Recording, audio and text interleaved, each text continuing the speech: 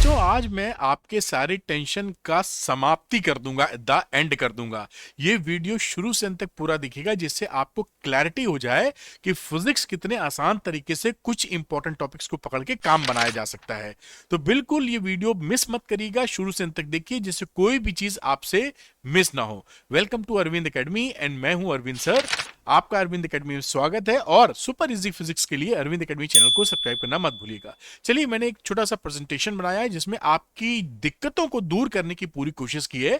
तो मैं लैपटॉप या पीसी की स्क्रीन में आपको लेके आता हूं। तो मैं ये लेके आ गया हूं आपको पीसी की स्क्रीन में, उम्मीद है देख पा रहे होंगे हम लोग। अब देखिए, यहां पर मैं बात करूं तो ये ओ माय गॉड क्यों लिखा है अभी आपको समझ में आ जाएगा, क्योंकि जब फिजिक्स का पेपर देने के लिए आप एग्जामिनेशन हॉल में होते हैं तो बड़ी टेंशन खाए रहते हैं आप, क्योंकि आपको काफी जो पढ़े होते हैं वो भी भूल जा रहे होते हैं और जो नहीं पढ़े हुए वो तो जा ही रहा है। तो इस प्रॉब्लम का निवारण क्या है वो बताऊंगा मैं आपको। देखिए, आपका जो पेपर आता है फिजिक्स का, ये देखिए फिजिक्स का जो पेपर है आपका, ये 2024 का रियल पेपर है।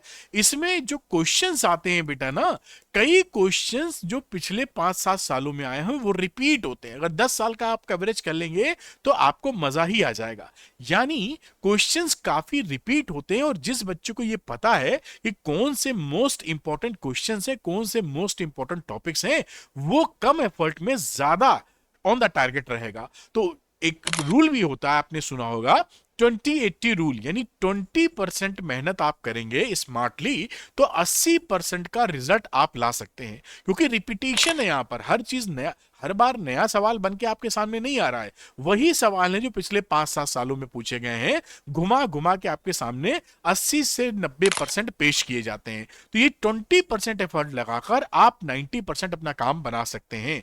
इसी बात को देखते हुए मैंने क्या सोचा कि आपका जो क्वेश्चन पेपर है फिजिक्स, उसमें 3 ब्रॉडर सेगमेंट होते हैं। एक होता है न्यूमेरिकल्स, दूसरा होता है बेटा देखें तो डेरिवेशंस, और तीसरी होती है बेटी थ्योरी। तो इन तीनों को अगर मैं मिला दूं, कि इन तीनों को ऐसे टॉपिक्स बताऊं जो इन तीनों को मिलाकर बनते हो, तो कितना बढ़िया होगा। चलिए शुरू करते हैं, मैं टॉपिक बताना शुरू करता हूं। मैं आज उल्टे टॉपिक बताऊंगा, यानी चैप्टर 14 का आपसे पहले बात करूंगा। लेकिन उससे इंपॉर्टेंट बात कि मैं टॉपिक बता तो दूंगा, लेकिन आप पढ़ेंगे कहां से, तेजी से, कम समय में, टू द पॉइंट, तो क्लैरिटी आपको आ जाए। उसके लिए मैंने क्या किया है, आपके लिए ये डिटेल्ड वन शॉट बनाए हैं। कई बच्चे पूछते हैं मैं पहली बार पढ़ूंगा तो समझ में आएगा। जी हाँ, मैंने इस वन शॉट को जो मैं पढ़ाता हूं ये सोच के पढ़ाता हूं कि आपको ज्यादा नहीं आता। तो आप बिल्कुल चिंता मत कीजिए, अगर कोई प्रायर नॉलेज नहीं है, पहली दफा ही इसको पढ़ रहे हैं, तो भी आपको पूरी बात समझ में आएगी। और ये छोटे वन शॉट हैं,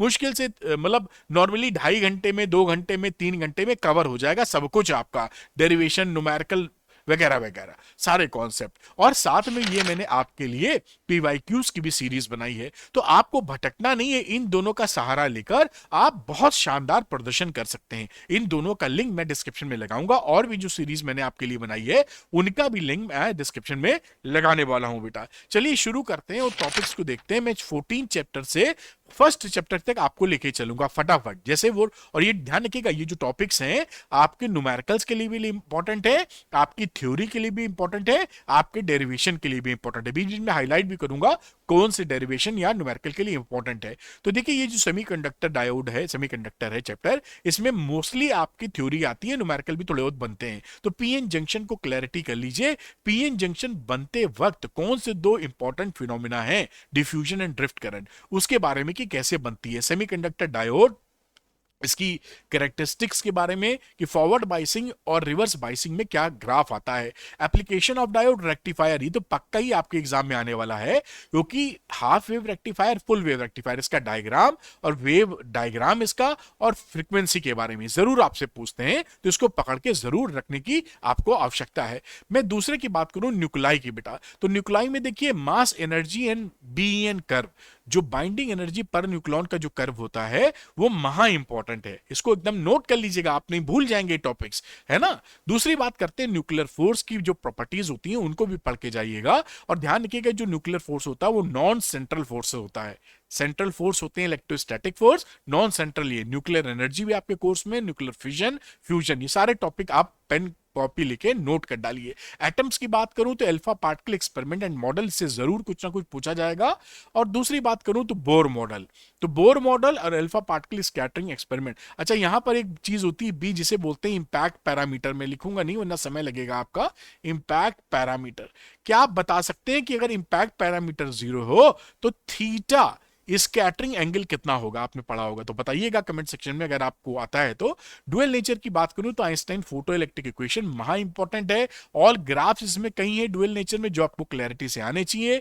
wave nature of matter, de Broglie wave जिसे बोलते हो, लैम्डा एच अपॉन मोमेंटम, वो भी क्लियर होना चाहिए। उसके ऊपर भी सवाल आपके बनते दिखेंगे।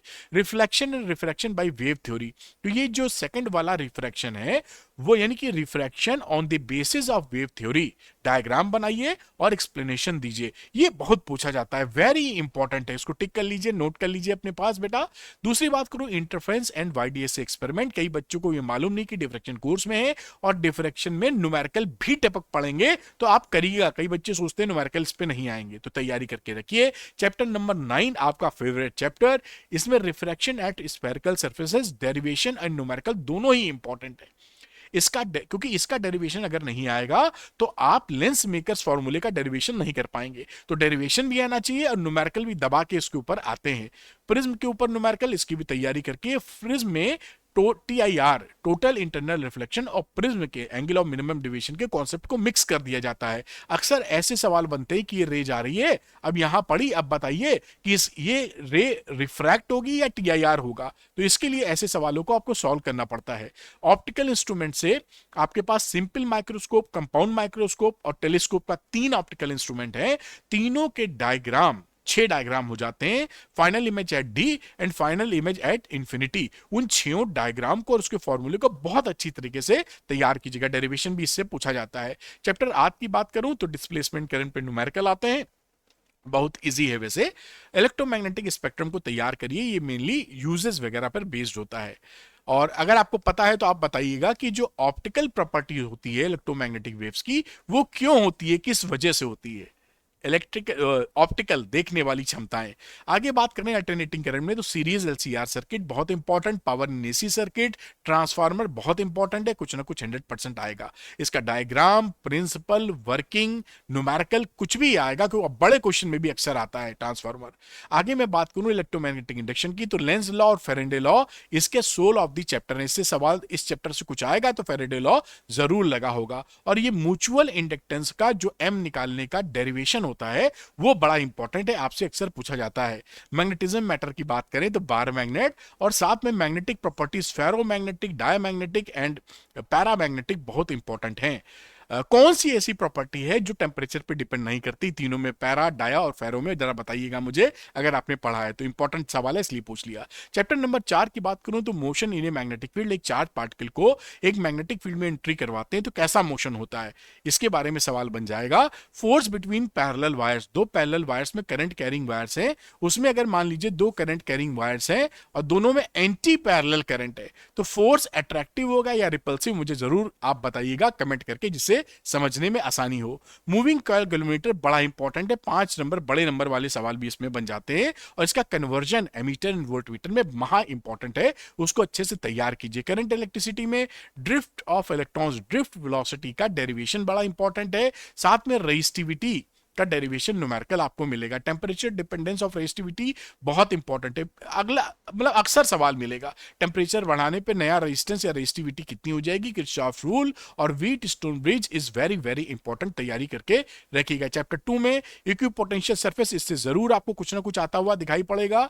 Potential energy of the system of charges, यानी कि जैसे कि 4 चार्जेस को आप प्लेस कर दीजिए कॉर्नर पर ऑफ द स्क्वायर या रेक्टेंगल, तो इसमें पूछ लेते हैं कि इनको कितना इकट्ठा करने में, असेंबली करने में कितना वर्क डन करना पड़ा, या इसकी सिस्टम की पोटेंशियल एनर्जी क्या है। ऐसे सवाल आपको बिल्कुल आते हुए एग्जाम में दिखेंगे। Energy stored in capacitor important topic है, आपको अच्छे से आना ही चाहिए। चैप्टर 1 की बात करते हैं तो 1 में कूलॉम्स लॉ इंपॉर्टेंट है, डायपोल का डेरिवेशन या न्यूमेरिकल अक्सर आ जाता है, और एप्लीकेशन ऑफ गॉस लॉ तो मुझसे लिख के ले लीजिए, 3 एप्लीकेशन आपके कोर्स में है, इनफाइनाइटली वायर वाला, प्लेन शीट वाला और हॉलो स्फीयर वाला, एक ना एक एप्लीकेशन आपका एग्जाम में आएगा जरूर, तो इसको जरूर अच्छे से पढ़ लीजिएगा।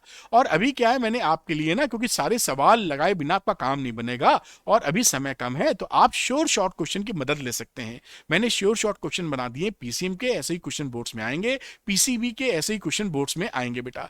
ऐसे ही क्वेश्चन बोर्ड्स में आएंगे, मैं क्यों बोल रहा हूं, क्योंकि ये पिछले 10 साल की ट्रेंड एनालिसिस पर बेस्ड है और 25 साल का मेरा टीचिंग एक्सपीरियंस लगा हुआ है। तो मैं ये नहीं कह रहा हूं कॉपी पेस्ट हो जाएंगे सवाल, पेपर नहीं आउट कराया है, लेकिन आएंगे इसी टाइप के, ये पक्का है। और अच्छी बात क्या है कि केवल 20 से 25 क्वेश्चन पर चैप्टर हैं, तो आप बड़ी आसानी से इसको लगा सकते हैं। फुली सॉल्व है, सोल्यूशन के लिए भटकना नहीं है। 100% बोर्ड टारगेटेड क्वेश्चन है, एग्जाम में ऐसे ही सवाल मिलेंगे। और गुड न्यूज क्या है कि जहां पर फिजिक्स का इन्वॉल्वमेंट है, वहां मैंने एनसीईआरटी वीडियो सोल्यूशन, पूरी क्लास 12 फिजिक्स की एनसीईआरटी बुक के एक्सरसाइज और एग्जांपल्स को रिकॉर्ड करके सुपर इजी लैंग्वेज में दिया है। अगर आप ये शॉर्ट क्वेश्चन लगा लेते हैं, उसके बाद एनसीईआरटी भी देख लेते हैं, तो धांसू रिजल्ट आपका आना पक्का है। तो श्योर शॉर्ट रिजल्ट के लिए श्योर शॉर्ट क्वेश्चन लगाना मत भूलिएगा बेटा। जो बच्चे श्योर शॉर्ट क्वेश्चन लेना चाहते हैं, वो अरविंद एकेडमी ऐप को डाउनलोड कर लीजिए, इसके स्टोर सेक्शन में जाइएगा, वहां कई हेल्पफुल कोर्स आपको मिलेंगे, श्योर शॉर्ट क्वेश्चन भी दिखेगा, उसको लेकर लगाना तुरंत शुरू कर लीजिए। Thank you very much for watching this video. Note कर लीजिएगा टॉपिक, और हाँ, सुपर इजी फिजिक्स के लिए अरविंद एकेडमी चैनल को सब्सक्राइब करना मत भूलिएगा। Thank you very much, good luck to you, bye बेटा।